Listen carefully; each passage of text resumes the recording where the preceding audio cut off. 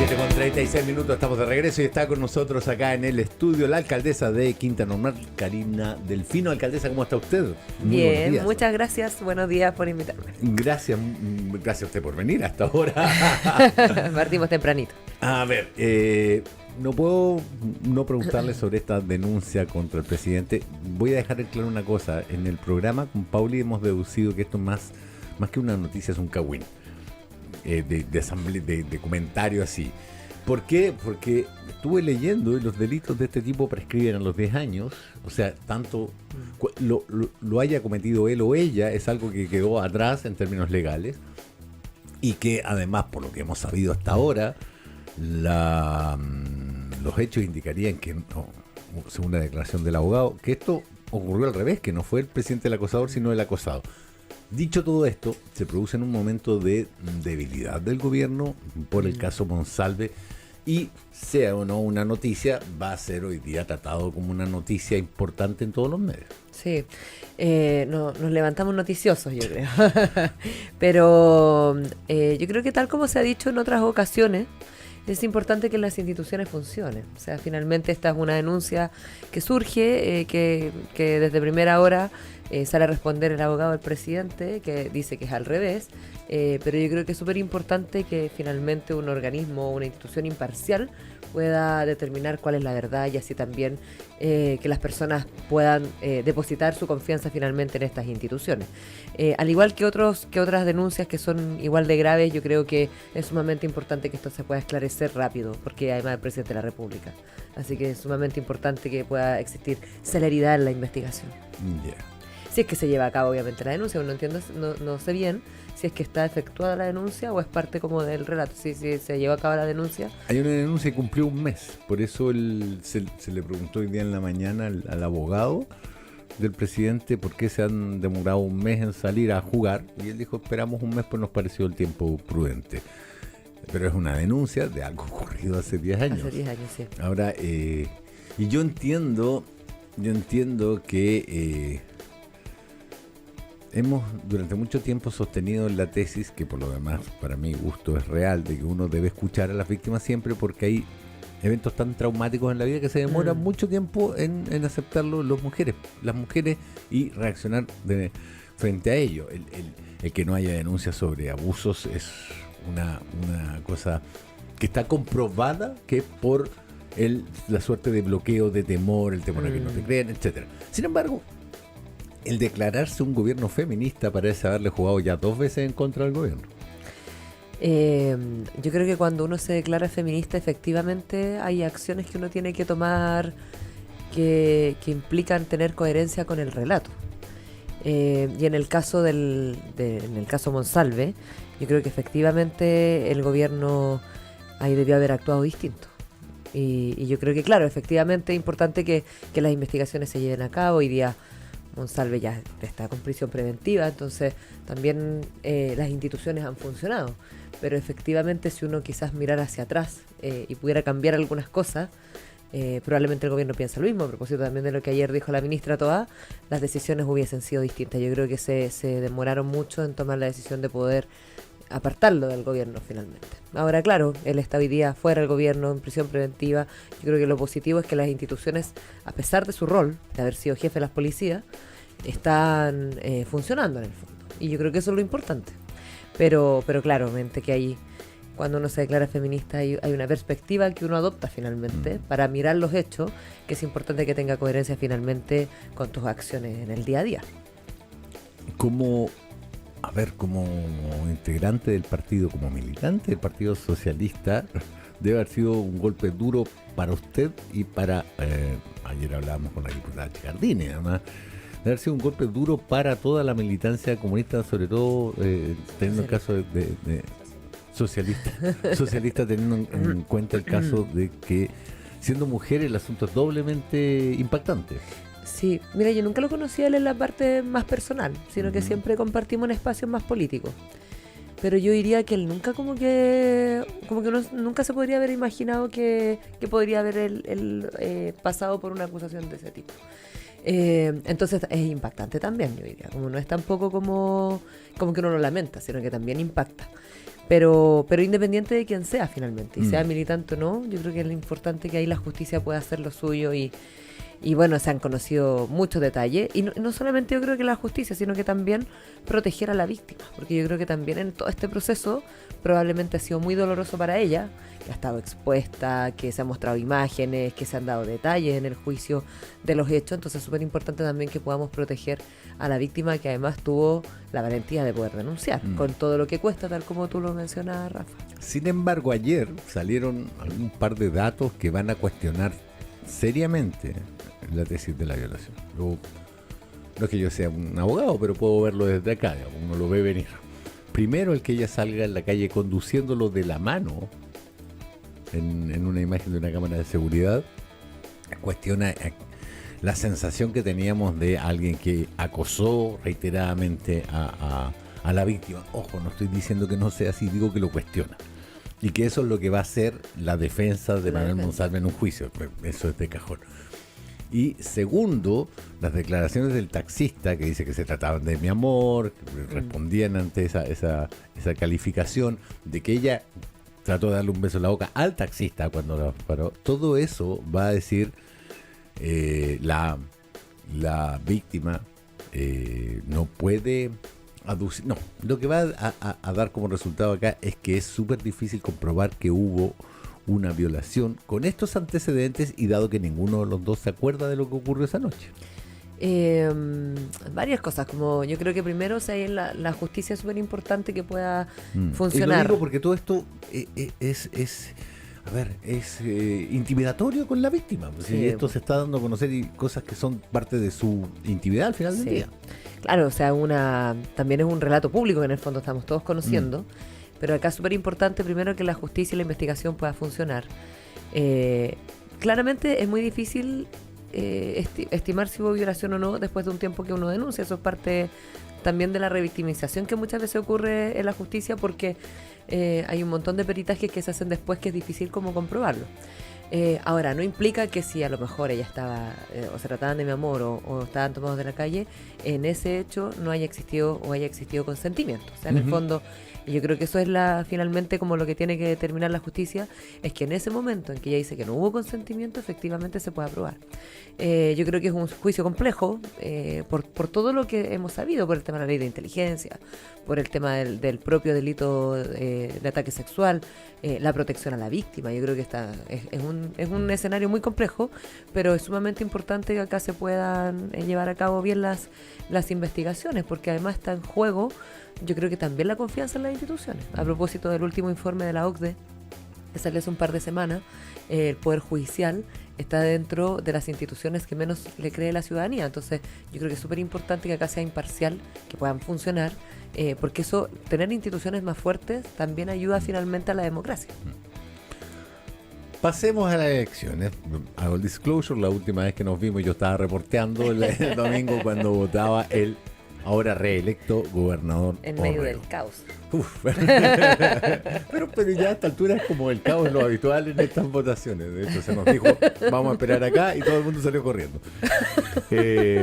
Ahora, a ver, ¿qué significa la victoria de Orrego Claudio cuando compite con algo como con alguien como Francisco Con algo Orrego? como el relato de... O sea, con algo complejo de llevar como es este estilo Trump-Milley de la confrontación directa, de la agresión, de una forma, no sé si el fondo, pero una forma de hacer política que es polarizador, digámoslo así, polarizante. ¿Qué significa para usted el triunfo de Claudio Orrego? Mira, yo me sentí ese día cuando ya sabíamos los resultados, me sentí muy feliz, debo decir, por el trabajo que realizamos, pero también porque finalmente lo que gana es el diálogo. Yo creo que el discurso de Claudio Orrego, mi candidato, por cierto, mi gobernador, el día del triunfo, yo creo que es un súper buen discurso, porque finalmente lo que pone de manifiesto es que acá lo que ganaron fueron las ideas, las propuestas, el diálogo, la unidad y la transversalidad. Y yo le sumaría a eso todo lo que él ha hecho durante estos 3 años, que es gestión, terreno, siempre estar mirando como en el bienestar de los ciudadanos y ciudadanas, versus lo que teníamos al frente, que yo creo que era muy peligroso. O sea, alguien que en su descripción de Twitter, que no solamente lo ha dicho, sino que lo mantiene, se declara abiertamente anticomunista, alguien que ataca de manera, yo diría, muy hostil a una periodista, a la directora del Ciudadano, alguien que tiene como declaraciones en general muy violentas y que incitan al odio, como decir rota, callampera, y otras cosas, como me voy a hacer un par de chalitas, que finalmente tenía estos dos relatos. O sea, Claudio Rego no es que le haya cambiado, siempre ha sido igual, siempre ha tenido como mucho respeto finalmente por las personas. O sea, en el fondo son adversarios, pero uno se tiene que tratar bien en la política, y qué bueno que ganamos. Yo me sentí muy aliviada, porque finalmente la madre de todas las batallas, como lo dijo Evelyn Matei, finalmente lo ganó el diálogo, la unidad, la transversalidad, la buena política, yo diría. O sea, finalmente la madre de todas las batallas la ganamos nosotros, que somos quienes, yo diría, representamos o queremos representar finalmente como esa buena política, la buena forma de hacer las cosas, versus lo otro finalmente. O sea, toda la violencia que hubo en la campaña, la virulencia, la incitación al odio. Yo hablé con la directora del Ciudadano, ella se sentía, fui a su podcast, ella me decía que ella recibía ataques todos los días de parte de los seguidores de Pancho Rego, y eso es lo que él genera con su discurso finalmente. Entonces yo creo que fue una buena elección, yo diría. Y gana finalmente la moderación, no los extremos. Para cualquier lado lo diría. O sea, finalmente los republicanos no sacaron nada, estos discursos del odio perdieron, a Mundaca les fue bien en Valparaíso, entonces las personas sensatamente eligieron por algo que les haga más sentido. Fue un error de Evelyn Matei apoyar, poner su capital político en juego acá, tanto con Pepa Hoffman, cuya derrota era previsible, aunque no por ese porcentaje, pero con la gente que yo he hablado que sabe de estadísticas me dice era muy difícil que le ganara a Mundaca, o con Francisco Rego, que no es solamente que no tuviera los números, no tenía la actitud que normalmente en Chile hemos respetado a la hora de hacer política. Mira, a mí me cuesta entender la actitud de Evelyn Matei, porque ella primero plantea que la región metropolitana es la madre de todas las batallas. Entre medios se empezó a desdecir. Dijo, bueno, parece que esta ya no es la madre de todas las batallas. El día de la elección ataca a Tomás Bodanovich por algo que Tomás dice que era muy cierto, en el fondo. Con Pancho Rego, no todos los alcaldes y alcaldesas tenemos asegurado el apoyo para nuestras comunas, porque efectivamente él ha tenido declaraciones muy violentas contra los comunistas, contra la gente del gobierno, contra el Frente Amplio. Entonces, ¿qué me asegura a mí en el fondo? Que él piensa en el bienestar de la ciudad al momento de tomar las decisiones. Y él dice, qué pena Tomás, como ella dice, qué pena Tomás ese día, etcétera. Y dice que Pancho Rego sabe distinguir entre su rol de polemista y su rol como autoridad.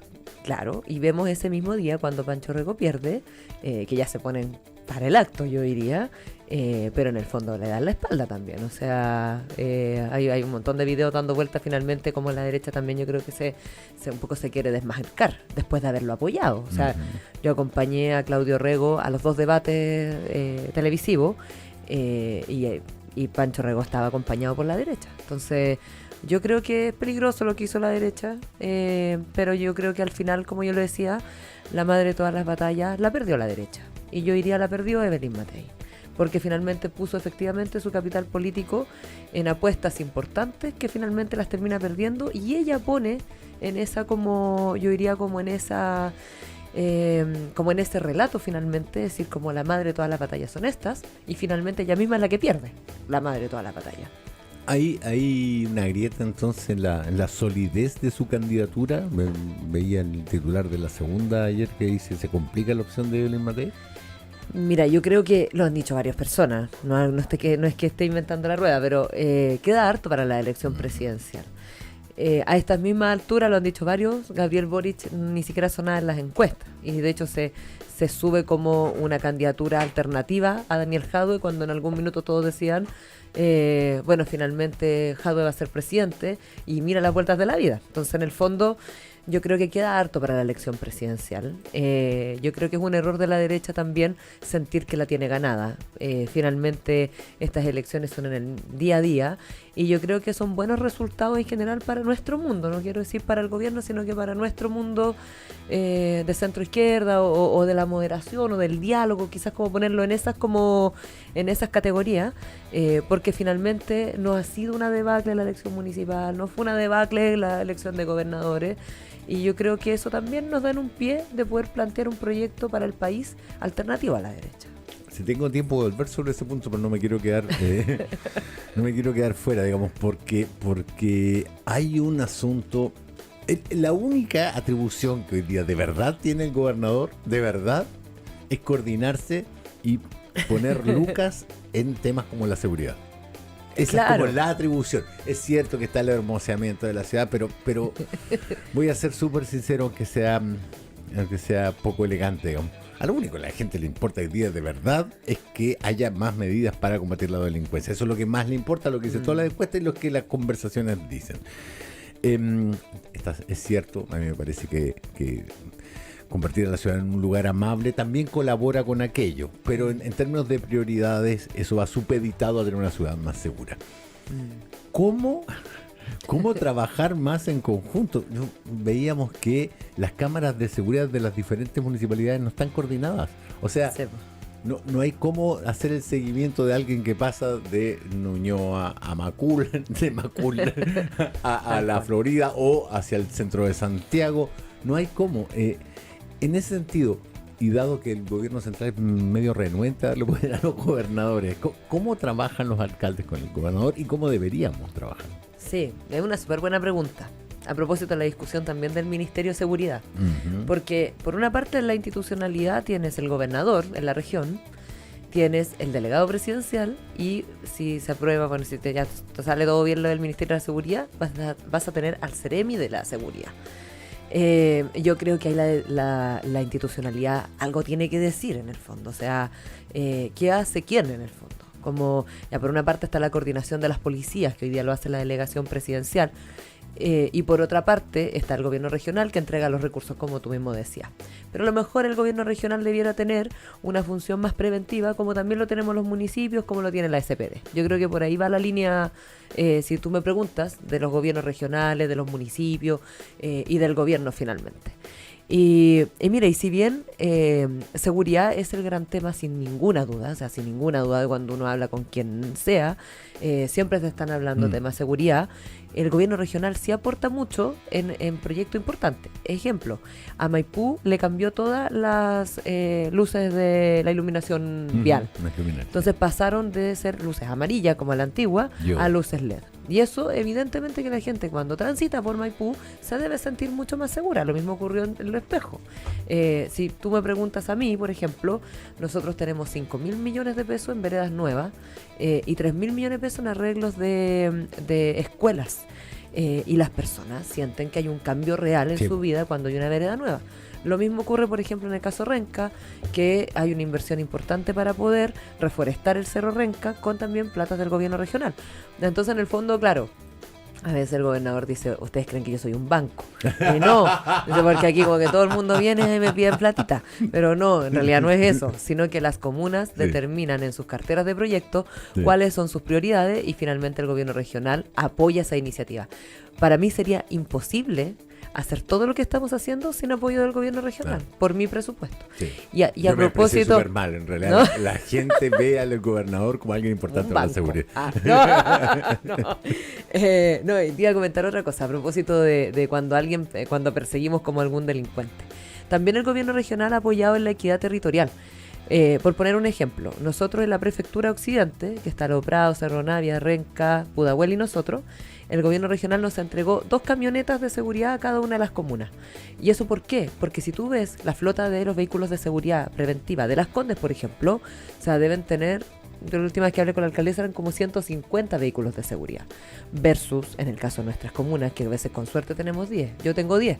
Y eso con apoyo del gobierno regional. Entonces eso también apoya finalmente iniciativas que contribuyen a la equidad territorial. Y claro, a lo mejor el gobernador no es quien es el encargado de la seguridad en la región, pero sí contribuye con todas estas iniciativas que finalmente aportan a la seguridad. Ya, con esto ya voy terminando, pero escuché el podcast de Daniel Matamala.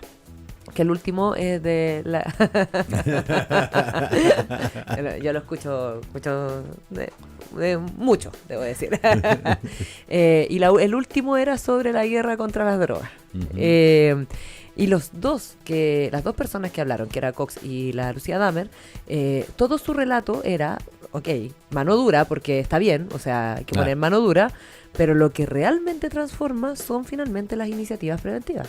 O sea, de recuperar la ciudad, los espacios públicos, las plazas, las escuelas, los niños, niñas, jóvenes que desertan la escuela, que no asisten a la escuela, y yo creo que en eso tiene mucho, mucho que hacer y decir el gobierno regional. Hay una nota de la BBC Mundo que dice: México nunca volvió a ser el mismo después de militarizar la guerra contra las drogas, hasta hoy día. Tal cual, que fue creo que el 2016 cuando iniciaron como con esa política como la guerra contra las drogas y como y de comenzar a militarizar. Bueno, está muy interesante también, lo estoy haciendo propaganda al podcast,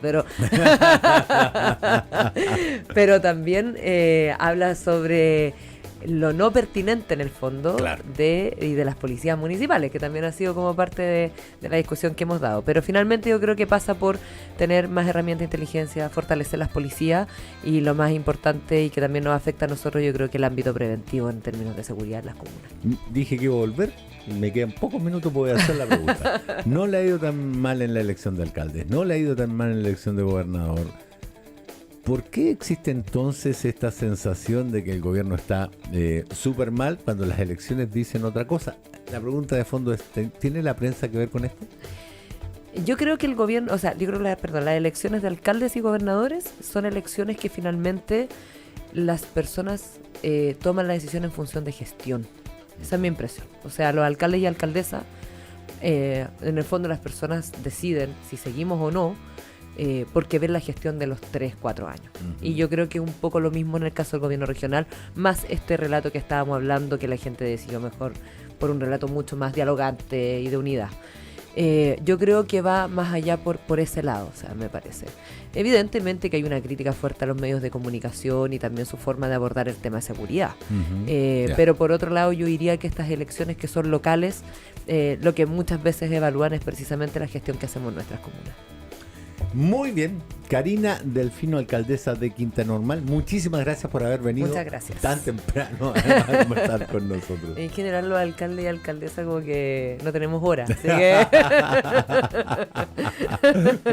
es un muy bonito trabajo, debo decir.